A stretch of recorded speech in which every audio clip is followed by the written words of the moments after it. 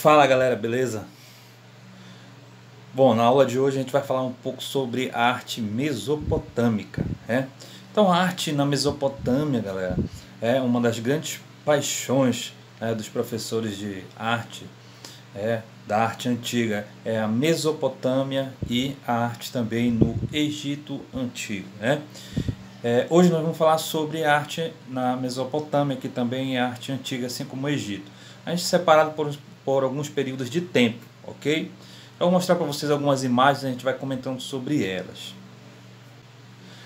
Bom, pessoal, a região onde surgiu a arte mesopotâmica hoje fica localizada onde está o Iraque, o Irã, a Síria e a Jordânia, tá? Se vocês forem procurar no mapa, vocês vão verificar, vocês podem encontrar ou o mapa da Mesopotâmia antiga, ou vocês vão encontrar a região onde são esses lugares, esses países que eu falei hoje, ok?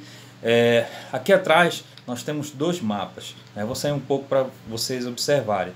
Desse lado nós temos o mapa como ele era na Mesopotâmia antiga e hoje o mapa mais atual.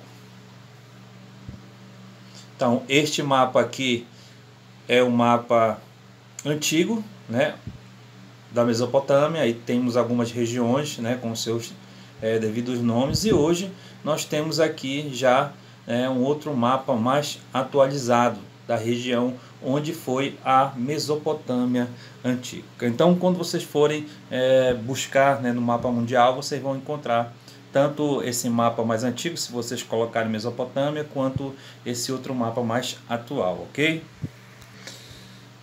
Galera, essa região ela é formada pelos povos acádios, sumérios, babilônicos e os caldeus. Então, os povos que vão se destacar na arte, principalmente o que a gente vão ser mais falados, são os sumerianos e os babilônicos. Então, os sumerianos e os babilônicos, tanto na questão artística, quanto na questão política, cultural, a gente vai perceber que eles têm muito destaque. Foram civilizações que naquele período da história a gente pode dizer que foram muito avançadas em todos os sentidos. A gente vai ver que a arte deles vai mostrar isso, tá? Então a arte, não se esqueçam que a arte é um processo de desenvolvimento cultural, onde ela vai mostrar através da escultura, através da pintura, através da arquitetura, toda a pomposidade, toda a riqueza de cada civilização na história da humanidade. Aqui atrás nós temos uma imagem em alto relevo, onde vocês vão perceber a presença aí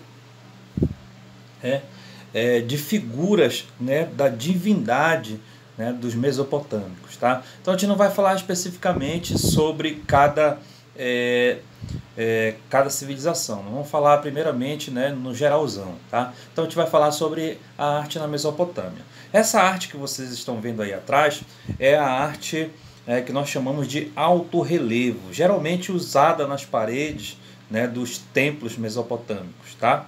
E aí atrás a gente tem uma referência aí atrás nós temos uma referência aos deuses dos mesopotâmicos, tá?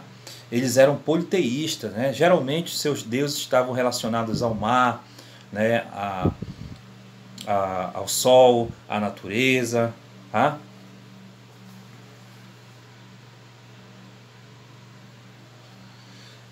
Então não se esqueçam, a arte mesopotâmica, os mesopotâmicos produziam arte politeísta, tá? Então é super importante a gente saber esses nomes, até como referência para alguns vestibulares. Então, os artistas na Mesopotâmia, eles se utilizavam de figuras de deuses, tá? Onde eles eram politeístas, né? Não havia só um Deus, haviam vários deuses e eles estavam sempre relacionados a questões naturais, né? Ao sol, ao mar, tá? À lua, à natureza, tá? Aos animais, né? Nessa figura aí, a gente tem o antroposomorfismo, tá? E a lei da frontalidade. A gente vai ver o antroposomorfismo também e a lei da frontalidade na arte egípcia, tá? Fique bem claro isso, né? Então não são características somente da arte egípcia, ok? O antroposomorfismo, tá? E a lei da frontalidade, elas também são referências na arte da Mesopotâmia, ok?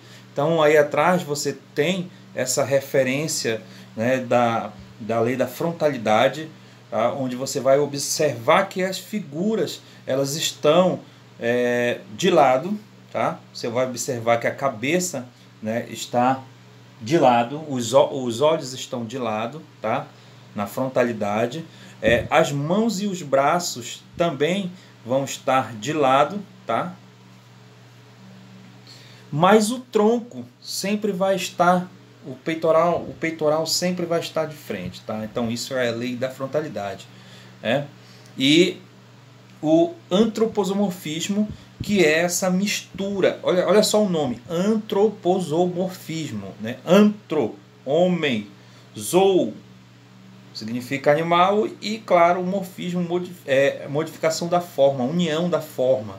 Então não esqueçam também esse nome, o antroposomorfismo, que é a união, né, da figura do animal, com o corpo do homem, tá? Que pode ser a cabeça, pode ser o corpo, ou pode ser algumas partes de alguns animais, tá?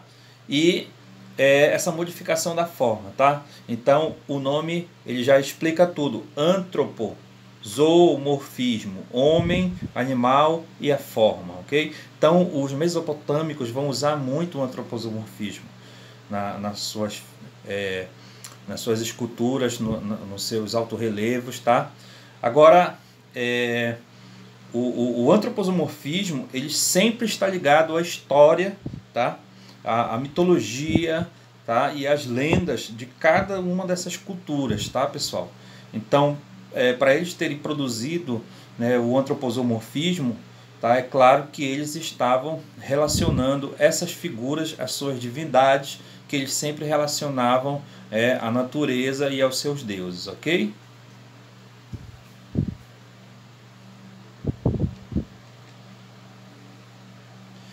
Aí a gente tem mais um exemplo de lei da frontalidade, tá? Onde vocês percebem que os olhos, né, das figuras elas estão praticamente do lado, tá? Então, se você olhar alguém de lado, claro que você vai ver que os olhos eles não vão estar, né, de forma frontal, mas na figura da arte mesopotâmica, geralmente os olhos eles estavam de lado, como se eles estivessem realmente de frente olhando para a pessoa que está observando, tá? Então essa é uma característica da lei da frontalidade que a gente também vai encontrar na arte egípcia.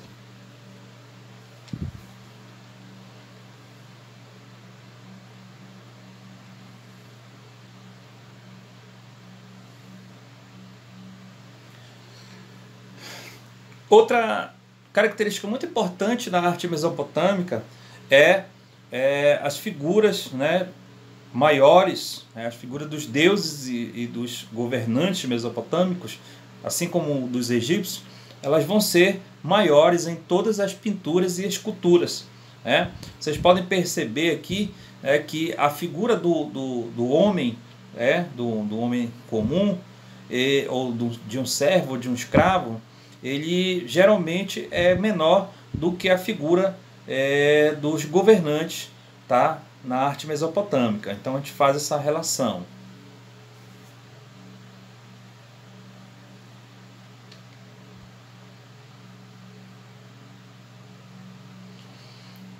Aqui mais uma figura né, representando o zoomorfismo, tá?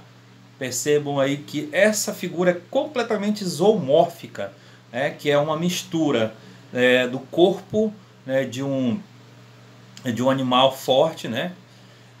As asas, né, as asas também que representam, né, uma divindade que pode voar, tá? E o rosto de uma figura que pode ser um deus. A gente vai ver mais especificamente algumas figuras, tá, relacionadas à mitologia dos mesopotâmicos lá na frente. Essa figura vai aparecer novamente, ok?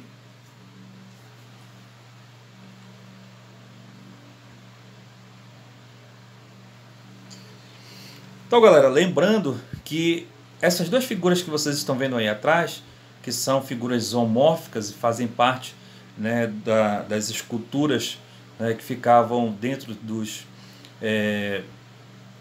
templos mesopotâmicos, essas são figuras que algumas hoje não existem mais, tá? Mas nós temos essas fotos aí que ainda são dos templos mesopotâmicos, tá?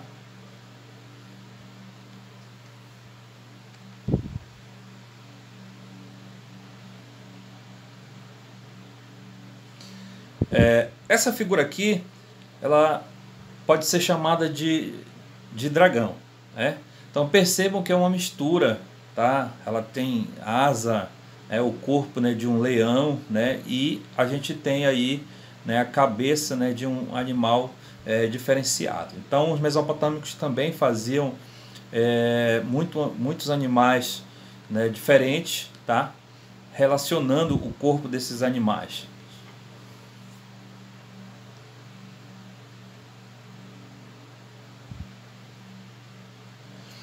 E a gente não poderia deixar de falar um pouco da pintura mural, tá? Então, os mesopotâmicos, eles vão trabalhar muito a pintura e o altorrelevo em murais, né? Que murais seriam esses? Esses murais, eles fazem parte dos templos mesopotâmicos, tá? Os chamados zigurates. Então a gente vai ver mais lá na frente isso aí, tá? Mas vocês percebem que eles já se utilizam das cores, tá? Nós temos aí principalmente a cor azul e a cor laranjada, tá? Então observem aí um dos murais mesopotâmicos, alguns vitrificados, né?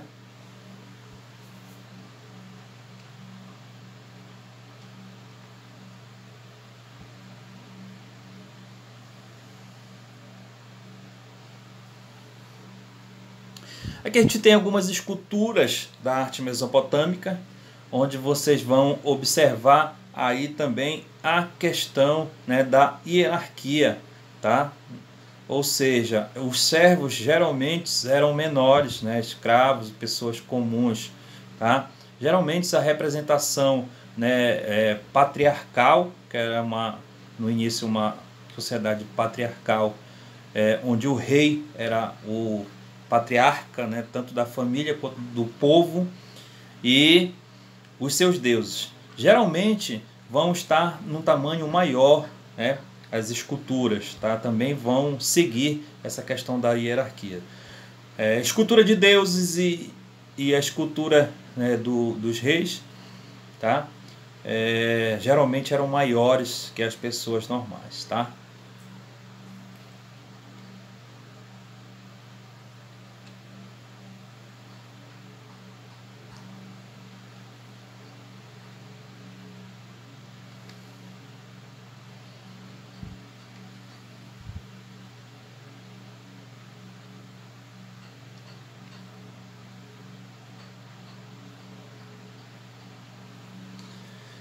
Para quem não sabe, essa sociedade também mesopotâmica foi uma das sociedades que mais teve criação, né?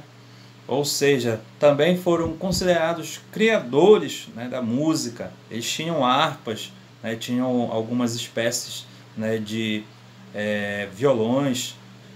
Então eles criaram, a gente sabe que a música ela também vem, né, de sentenças matemáticas audíveis, onde eles criaram alguns símbolos representando esses fatores musicais, tá? Então a gente tem aí algumas figuras, né, que mostram os mesopotâmicos se utilizando de alguns instrumentos musicais, né?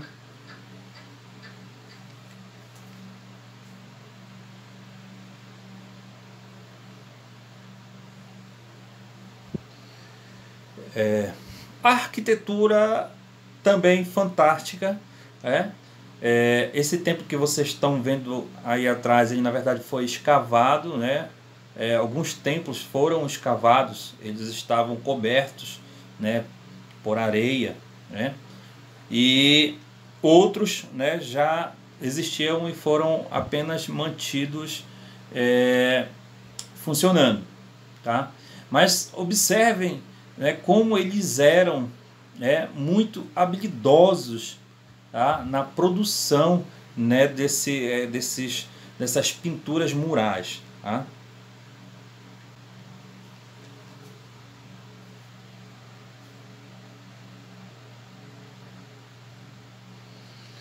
Então a gente tem aí o zigurate, tá?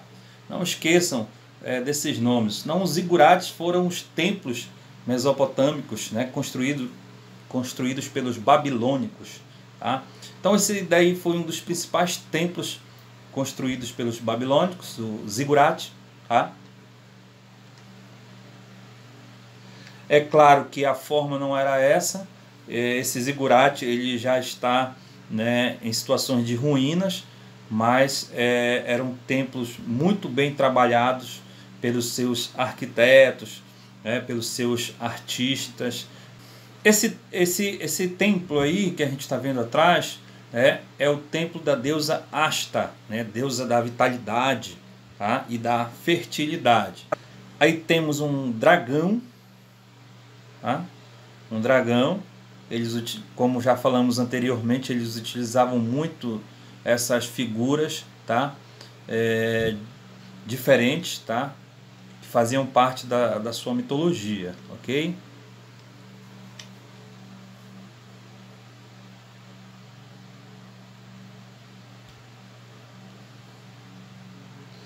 E finalmente chegamos à escrita cuneiforme, tá?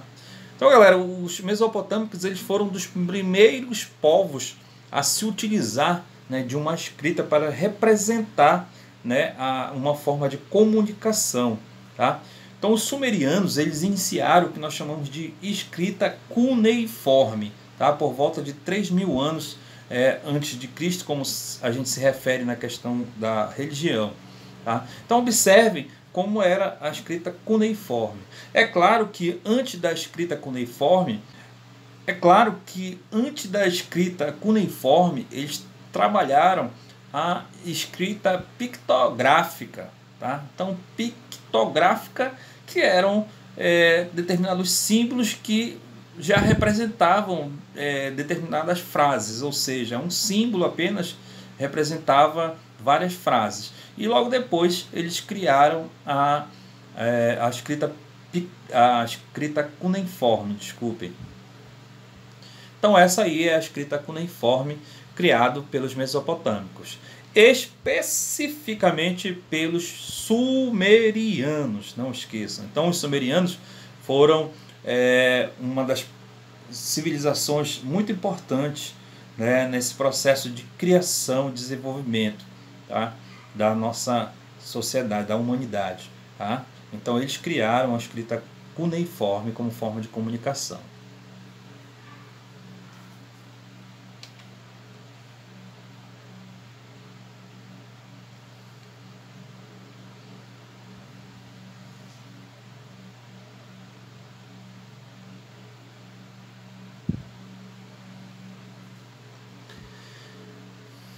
E aí atrás nós temos a escrita cuneiforme, tá? E uma escultura, tá? Feita por um artista anônimo, tá? Da arte mesopotâmica, tá?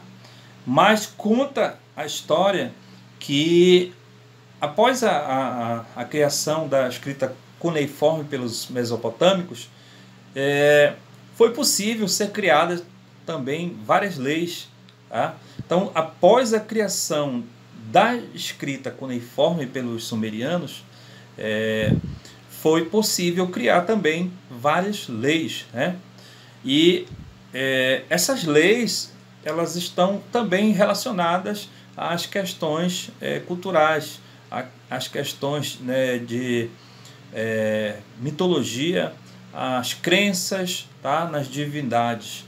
Então, quando você vai estudar um pouco sobre, né, as leis, independente de você estiver estudando as leis que nós temos, a história das leis, você vai compreender, vai chegar nessa história do Código de Hammurabi, que foi uma das primeiras leis, tá, criadas, né, por sociedades, tá, da humanidade. E essa lei foi criada, foi entregue, né, a Hammurabi. Chama-se o Código de Hammurabi, que foi entregue a ele por uma divindade. Tá? Então, olha só a relação, né, que eles fazem, né, com as suas leis. Tá? Então, essa lei ela não foi criada, segundo eles, pelo homem. Tá? Ela foi entregue por uma divindade para eles. Tá? E ficou chamada como o Código de Hammurabi.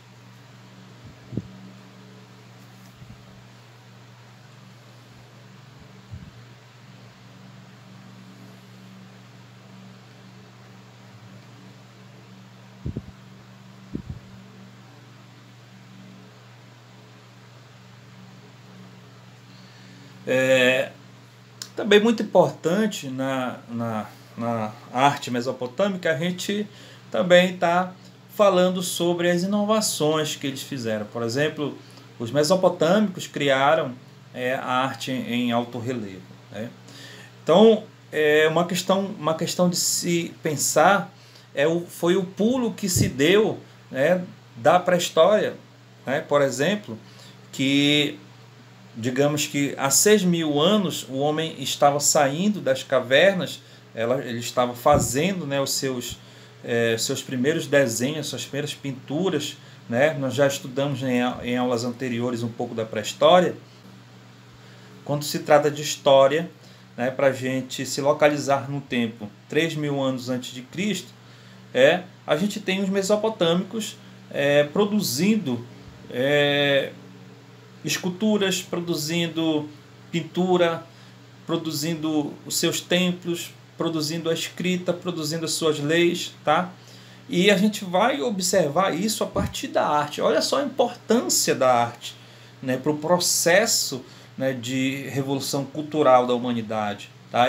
Eu sempre chamo de processo de revolução cultural da humanidade, porque foi a arte que nos mostra, né, a gente tem como perceber e compreender como o processo de desenvolvimento da humanidade a partir da arte, porque a história está relacionada à arte.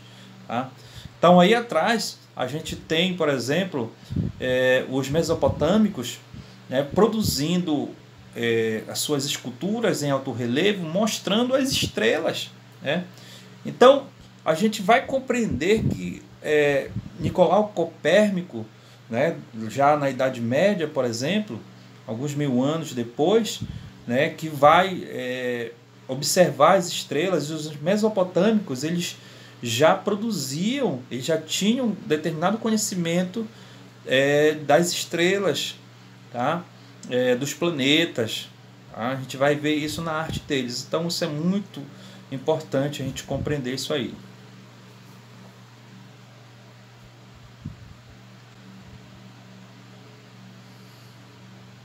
Então vejam bem, pessoal, a literatura mesopotâmica é muito importante para a gente observar a nossa história, né, o início das primeiras civilizações. Essas civilizações elas foram avançadas. A gente pode observar isso e compreender isso a partir do que nós observamos nas artes que essas civilizações produziram, principalmente os sumerianos e os babilônicos. Tá? Então, Gilgamesh. E, galera, para encerrar, né, a nossa aula sobre Mesopotâmia, a gente tem aí a literatura mesopotâmica. Né? A gente tem um destaque especial né, para os babilônicos e para os sumerianos, né? Então, os sumerianos, a gente vai ouvir falar muito deles na história antiga da Mesopotâmia, tanto pela criação, né, da escrita cuneiforme, quanto pelos seus feitos, tá? Mas o que chama muita atenção da gente é Gilgamesh, tá?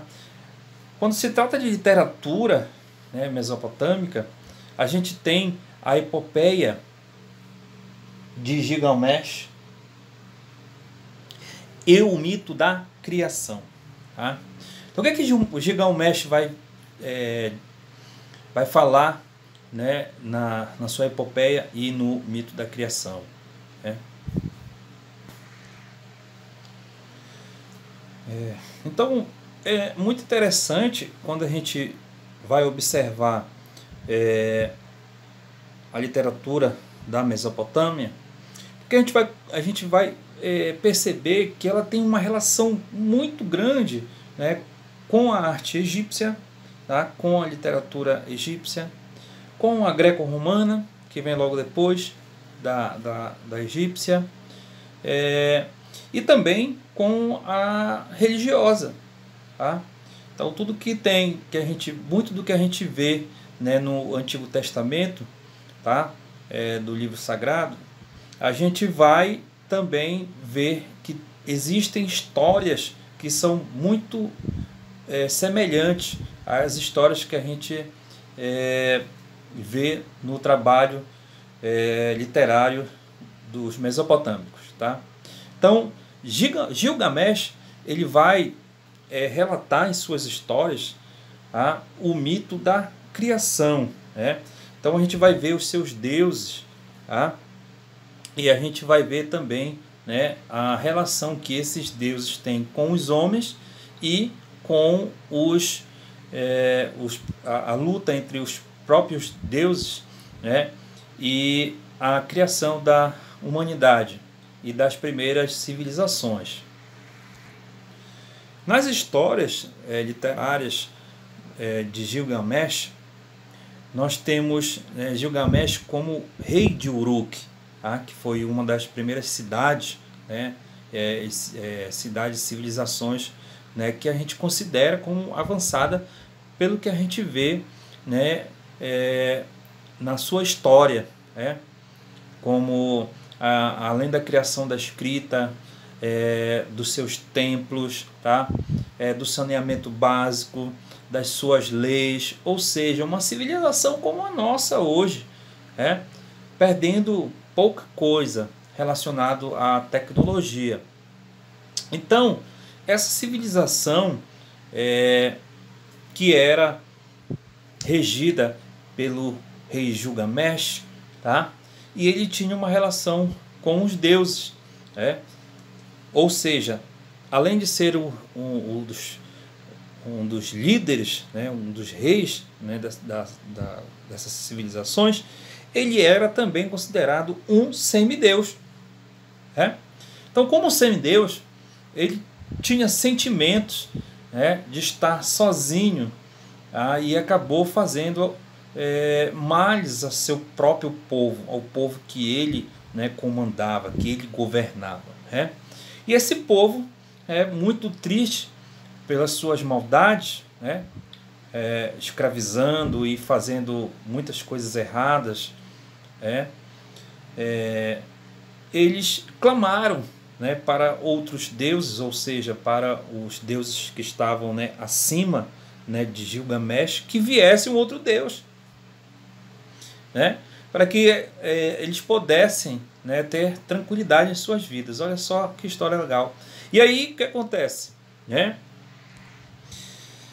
E aí o que acontece? Nós temos a vinda de Enkidu.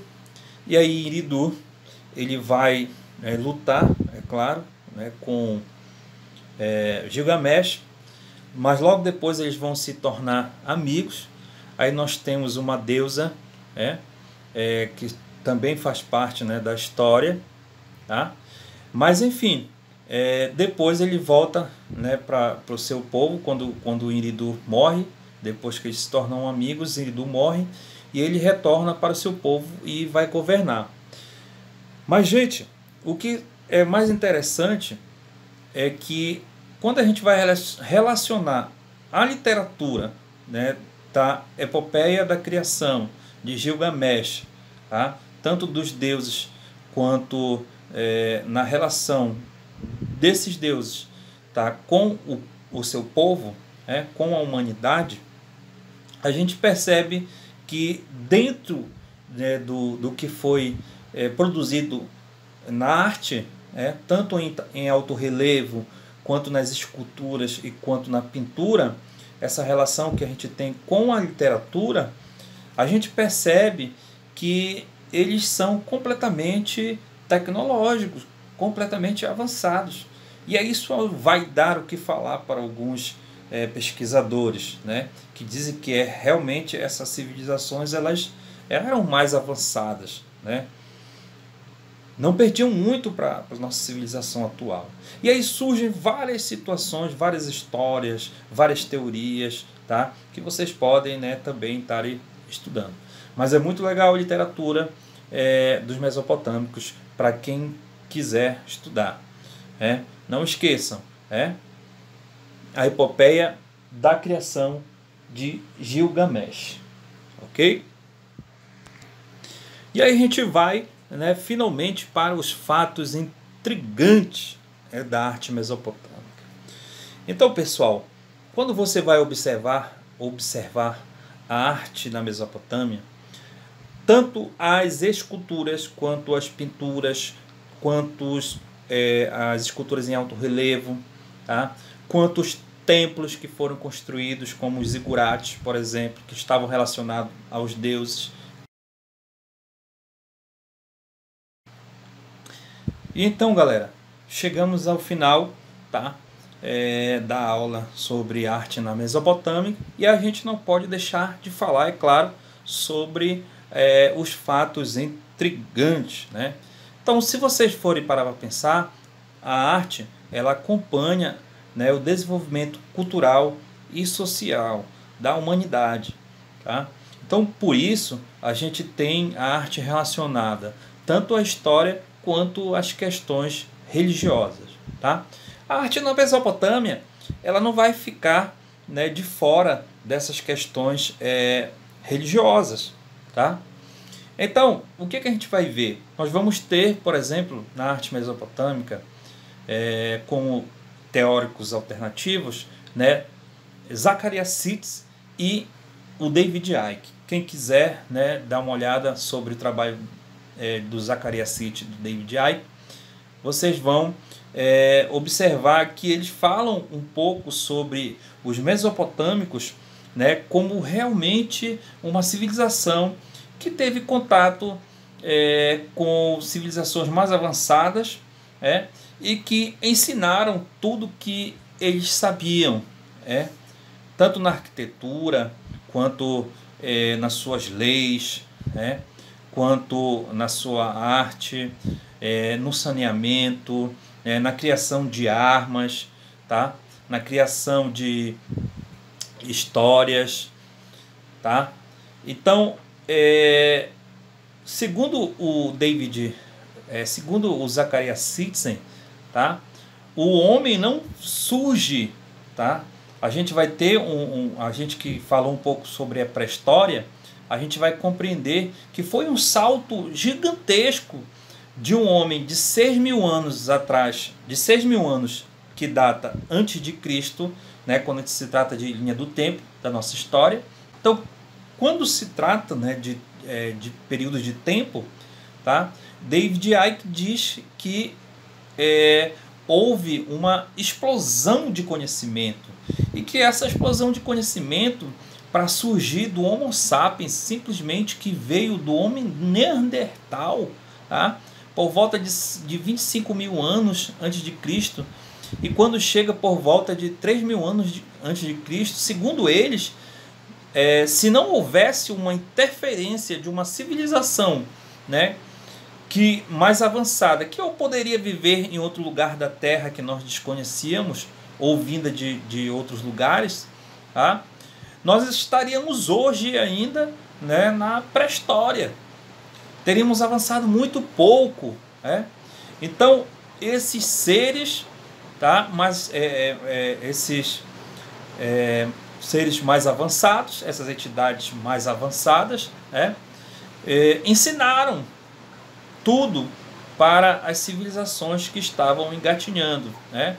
E as modificaram simplesmente por serem grandes geneticistas, né? Então ele vai estudar muito a literatura, né, dos mesopotâmicos e também a sua arte. E aí ele decifra, né, a escrita cuneiforme, e ele vai falar que realmente foi assim que surgiu, né, a nossa humanidade, as primeiras civilizações, que outros seres mais inteligentes, mais avançados, né, na verdade, né, se utilizaram da sua inteligência, né, do seu potencial, né, como geneticistas e conhecedores, né, da genética, e modificaram, né, os homens das cavernas ainda, né? Tá? E a gente não vai entrar aqui muito a fundo na questão, né, de período, nem dos homens neandertais, nem dos que tem muitos vídeos aí falando sobre isso, tá? Mas enfim, essa é a parte intrigante, porque a gente tem muitas esculturas, né, muitas pinturas, tá? E quando a gente relaciona a literatura dos mesopotâmicos, né, a esse tipo de arte, né, e quando a gente vai ouvir esses teóricos alternativos falar, como o David Icke e o Zecharia Sitchin, a gente começa a pensar sobre a nossa história, tá? Então são fatos intrigantes sobre a história da arte mesopotâmica, tá? Então vejam aí algumas esculturas, tá? Onde os mesopotâmicos eles acreditavam já, né, que haviam que os seus deuses eles tinham condições de voar, né?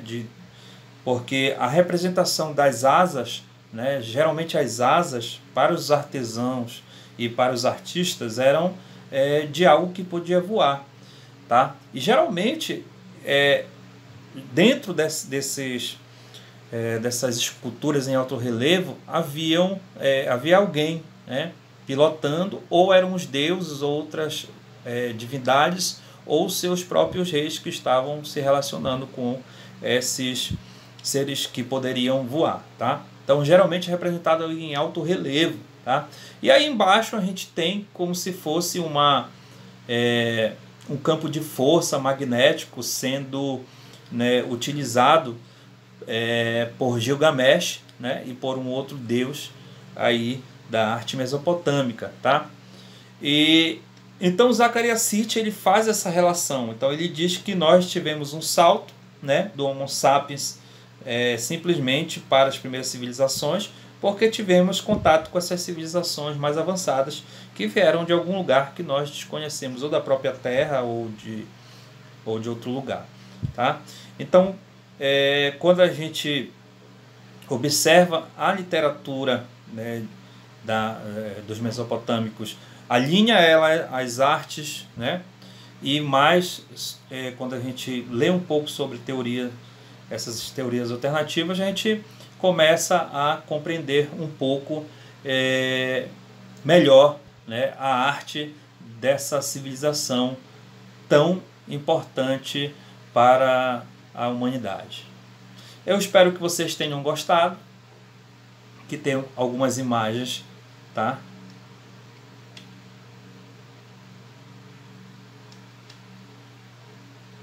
Espero que tenham gostado da aula, espero que tenham gostado das curiosidades sobre a arte mesopotâmica. Eu espero que tenham gostado da arte mesopotâmica, eu espero que tenham gostado da curiosidade que nós vimos sobre a arte mesopotâmica. Façam seus estudos, as suas avaliações, espero que tenham gostado e a gente se vê por aqui. Um abraço a todos.